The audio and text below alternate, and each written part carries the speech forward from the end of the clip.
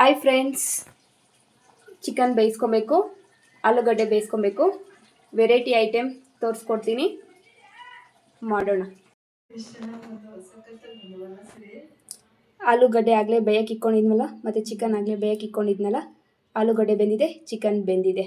ಏನು ಬಂದು ಆಲೂ chicken roast ಮಾಡುವ ವಿಧಾನ.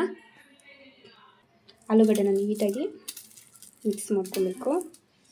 ಇದ್ರ ಜೊತೆ ಚಿಕನ್, ಬೇಯಿಸಿರೋ ಆಲೂಗಡ್ಡೆ ಮತ್ತು ಬೇಯಿಸಿರೋ ಚಿಕನ್ ಆಲೂ ರೋಸ್ಟ್ಗೆ ಬೇಕಾಗಿರೋ ಇಂಗ್ರೀಡಿಯೆಂಟ್ಸ್: ಗರಂ ಮಸಾಲ, ಪೆಪ್ಪರ್, ಸ್ವಲ್ಪ ಧನಿಯಾ ಪುಡಿ, ಸ್ವಲ್ಪ ಖಾರದ ಪುಡಿ, ಕಾರ್ನ್ಫ್ಲವರ್ 2 ಸ್ಪೂನ್, ಸ್ವಲ್ಪ ಹಸಿಮೆಣಸಿನ್ಕಾಯಿ ಮತ್ತು ಕೊತ್ತಂಬರಿ, ಸ್ವಲ್ಪ ಉಪ್ಪು. ಇದನ್ನು ನೀಟಾಗಿ ಮಿಕ್ಸ್ ಮಾಡ್ಕೊಬೇಕು. ಇದನ್ನು ಮಿಕ್ಸ್ ಮಾಡ್ಕೊಂಡು ಇಟ್ಕೊಂಡಿದ್ದೀನಿ. ಮಿಕ್ಸ್ ಮಾಡ್ಕೊಂಡ್ಮೇಲೆ ಈ ಥರ ಇರುತ್ತೆ. ಇದನ್ನು ನೀಟಾಗಿ ಶೇಪ್ ಕೊಡೋಣ, ಮತ್ತು ಕಾದಿರೋ ಎಣ್ಣೆದಲ್ಲಿ ಹಾಕೋಣ, ಮತ್ತು ತೋರಿಸ್ತೀನಿ. ಮಿಕ್ಸ್ ಮಾಡಿರೋದನ್ನ ಶೇಪಿಗೆ ತೊಗೊಂಡಿದ್ದೀನಿ. ಎಣ್ಣೆ ಕಾಯಕ್ಕೆ ಇಟ್ಟಿದ್ದೀನಿ. ಎಣ್ಣೆ ಕಾಯ್ತಾ ಇದೆ. ಎಣ್ಣೆ ನೀಟಾಗಿ ಕಾದ್ಮೇಲೆ ಒಂದೊಂದಾಗೆ ಬಿಡೋಣ.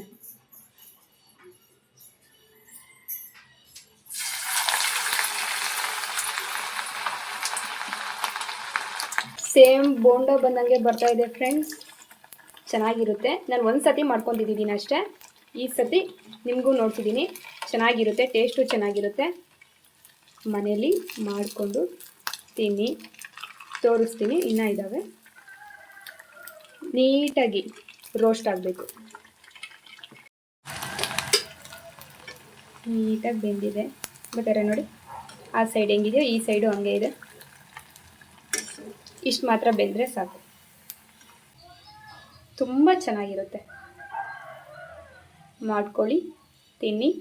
ಇಷ್ಟ ಆದರೆ ಲೈಕ್, ಶೇರ್, ಸಬ್ಸ್ಕ್ರೈಬ್.